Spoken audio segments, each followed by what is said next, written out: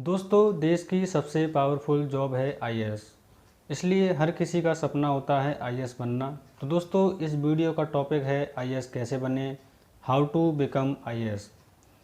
इस वीडियो में हम बात करेंगे आईएएस बनने के लिए क्या क्वालिफिकेशन चाहिए, एज क्राइटेरिया क्या होता है, क्या परसेंटेज रिक्वायर है, एग्ज़ाम के कितने स्टेज होते हैं, आप कितनी बार अटैम्प्ट दे सकते हैं, कट ऑफ कितना होता है, सिलेबस क्या है, सैलरी कितनी मिलती है।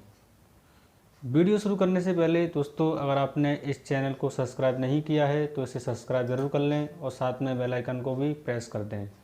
आइए शुरू करते हैं। दोस्तों, आईएएस का एग्ज़ाम यूपीएससी कंडक्ट कराता है, यूनियन पब्लिक सर्विस कमीशन। अगर कोई कहता है कि वो आईएएस की तैयारी कर रहा है तो वो गलत है। असल में वो आईएएस की तैयारी नहीं, सिविल सर्विस एग्ज़ाम की तैयारी कर रहा होता है। इसके अंतर्गत कई सर्विस होते हैं जैसे आईएएस, आईपीएस, आईएफएस, आईआरएस सहित 24 तरह की सर्विसेज इसमें होती हैं। इसका एग्ज़ाम यूपीएससी कंडक्ट कराती है। दोस्तों, अब यहाँ आप पूछेंगे सिविल सर्विस एग्ज़ाम पास होने के बाद जितने भी आईएएस, आईपीएस बनते हैं उन्हें जॉब किस चीज़ की मिलती है।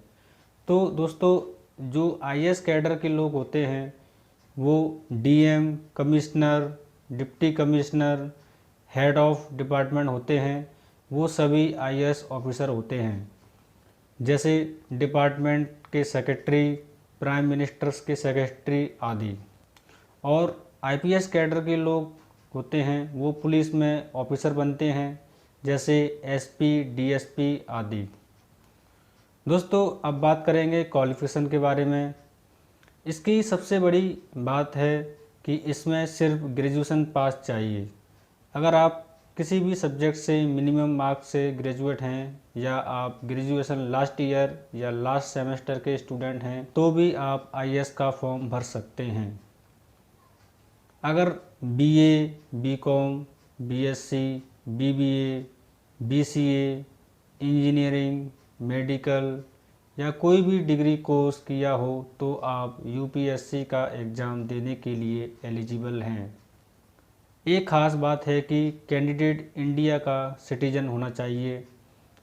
आईएएस और आईपीएस बनने के लिए सिटीजन ऑफ इंडिया कंपलसरी है, लेकिन जितने भी अदर सर्विसेज हैं एडमिनिस्ट्रेटर के अंतर्गत जैसे आदि के लिए माइग्रेट हो सकते हैं, जैसे नेपाल, भूटान, पाकिस्तान के हो सकते हैं। दोस्तों, अब बात करते हैं एज क्राइटेरिया की। आईएएस बनने के लिए एज लिमिट क्या रहती है।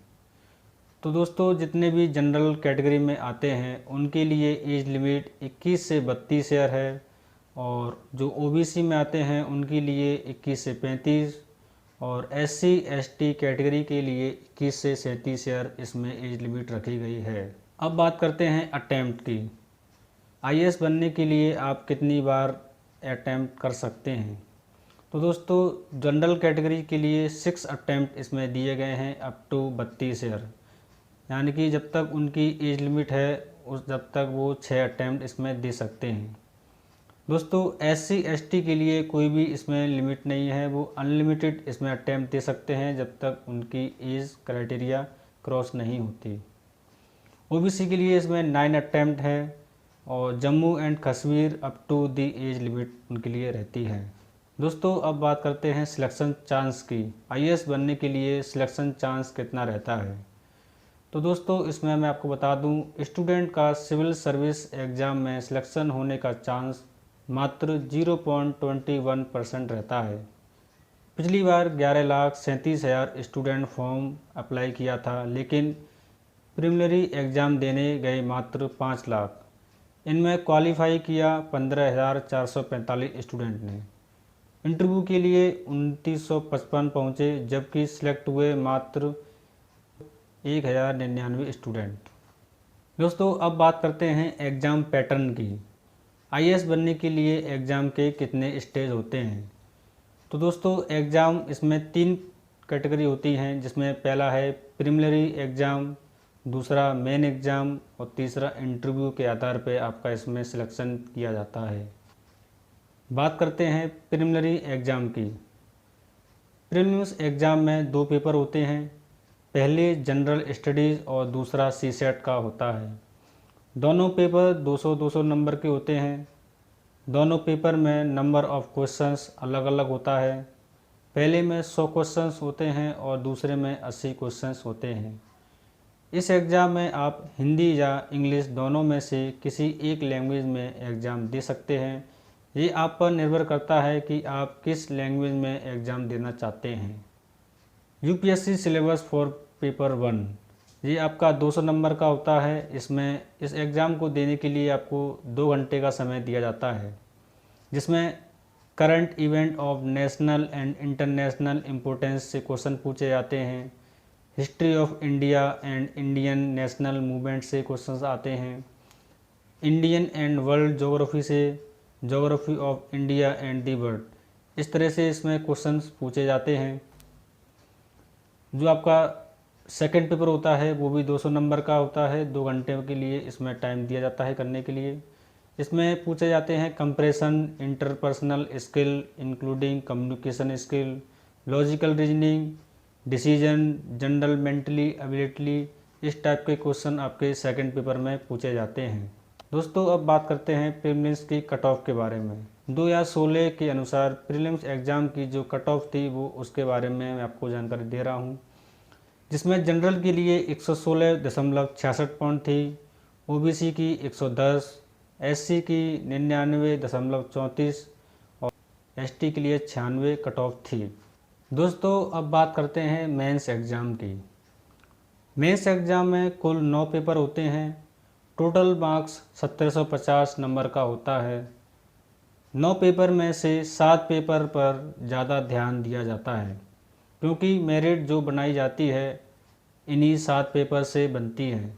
इसके अलावा 2 पेपर क्वालिफाइंग होता है, इसके मार्क्स काउंट नहीं होते, लेकिन आपको 33% नंबर लाना पड़ता है। इसमें एक पेपर इंग्लिश का है और दूसरा लोकल लैंग्वेज का कहलाता है।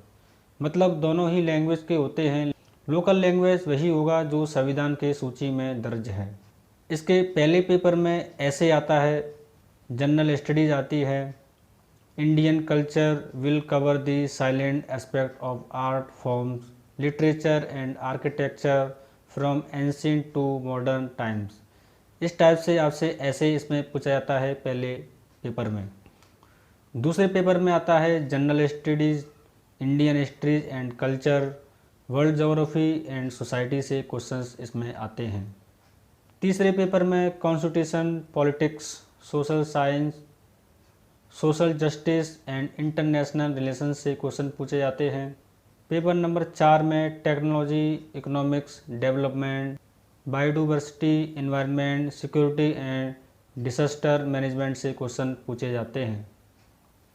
पेपर 5 में एथिक्स, इंटीग्रिटी एंड एप्टीट्यूड से क्वेश्चन आते हैं। अब बात करते हैं मेंस की कट ऑफ। दोस्तों 2016 की जो मेंस की कट ऑफ थी उसके बारे में मैं आपको इसमें जानकारी दे रहा हूँ, जिसमें जनरल की कट ऑफ थी 785, ओबीसी की थी 745 और एससी की थी 739 और एसटी की 730 कट ऑफ थी। अब बात करते हैं दोस्तों इंटरव्यू। जब आप मेंस एग्ज़ाम क्वालिफाई कर लेते हैं तो आपका लास्ट में इंटरव्यू होता है, उसके बाद आप आईएएस ऑफिसर में सिलेक्ट हो जाते हैं। 2016 के अनुसार जो फाइनल कट ऑफ थी, जिसमें जनरल के लिए 988, ओबीसी के लिए 951, एससी के लिए 937 और एसटी के लिए 920 फाइनल कट ऑफ थी। दोस्तों फॉर्म भरते समय ही पूछा जाता है कि आप कौन कौन सी सर्विसेज पसंद करते हैं। 3 सर्विसेज जैसे आईएएस, आईपीएस, आईएफएस को ऑल इंडिया सर्विस कहा जाता है। बाकी सर्विस सेंट्रल सर्विस में आती हैं। दोस्तों अब बात करेंगे सैलरी। आईएएस ऑफिसर बनने के बाद आपको क्या सैलरी मिलती है।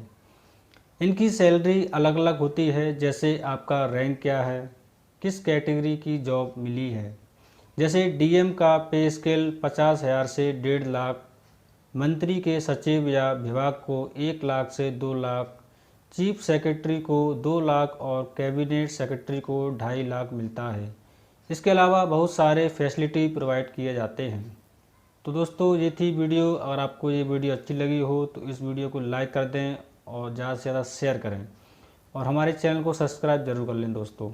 मिलते हैं आपसे नेक्स्ट वीडियो में, जब तक के लिए बाय बाय।